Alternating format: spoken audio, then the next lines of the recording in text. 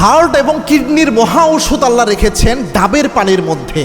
এই যে আমরা ডাবের পানি খাই, আমরা তো জানি না আল্লাহ কত নিয়ামত দিয়েছেন এবং কিভাবে আপনার হার্টের উপর, আপনার কিডনির উপর ডাবের পানির প্রভাব ফেলে মেডিকেল সায়েন্স কি প্রমাণ করেছে এটা জানাচ্ছি। তার আগে জানেন আল্লাহ রাব্বুল আলামিন কেন কোরআনের এই আয়াতটা নাজিল করলেন, এটার মধ্যেই বুঝতে পারবেন বর্তমান মেডিকেল সায়েন্সের সাথে কেমনে মিলে যায়।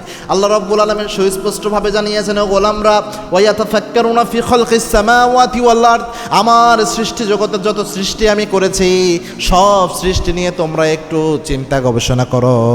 এগুলা যদি চিন্তা গবেষণা করতে পারো দেখবা এমনি আমি আল্লাহর অস্তিত্ব বুঝতে পারবা। ওয়ায়াতাফাক্কারুনা ফি খালকিস সামাওয়াতি ওয়াল আরদ, চিন্তা গবেষণা কর গোলামরা।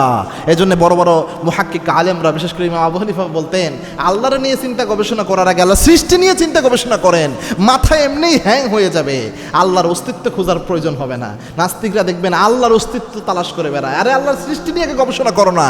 কত নিয়ামত! এই যে ডাবের পানি, এই ডাবের পানি বর্তমান মেডিকেল সায়েন্স প্রমাণ করেছে হার্টের জন্য ডাবের পানি কেমন উপকারী। ডাবের পানির মধ্যে রক্তচাপ নিয়ন্ত্রণ করে এরকম উপাদান আল্লাহ রাব্বুল আলামিন দিয়ে দিয়েছেন। এটার মধ্যে আপনার হাই বিপি কমাতে অনেক উপকারী এবং এটার মধ্যে উচ্চমাত্রা পটাশিয়াম রয়েছে যেটা শরীরের জন্য অনেক ভালো।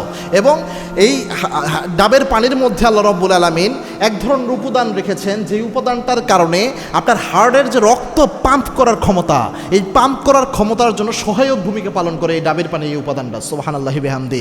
এবং এই ডাবের পানিটা কিডনির পাথর নিরাময় করার জন্য গুরুত্বপূর্ণ ভূমিকা পালন করে। এই কিডনিতে যে পাথর হয়, পাথর যেন না হয় এরকম উপাদান এটার মধ্যে আল্লাহ দিয়ে দিয়েছেন। এই গবেষণায় দেখা গিয়েছে ডাবের পানি কিডনিতে পাথর গঠনের যে সম্ভাবনা রয়েছে এবং এই আপনার কিডনিতে জমে থাকা যে ক্ষতিগ্রস্ত ক্রিস্টাল রয়েছে এগুলোকে বের করে দেয়, যার কারণে কিডনিতে পাথর হওয়ার যে সমস্যাটা রয়েছে এই সমস্যা থেকে সমাধান করে দেয় ডাবের পানি। সুবহানাল্লাহ বিহামদি।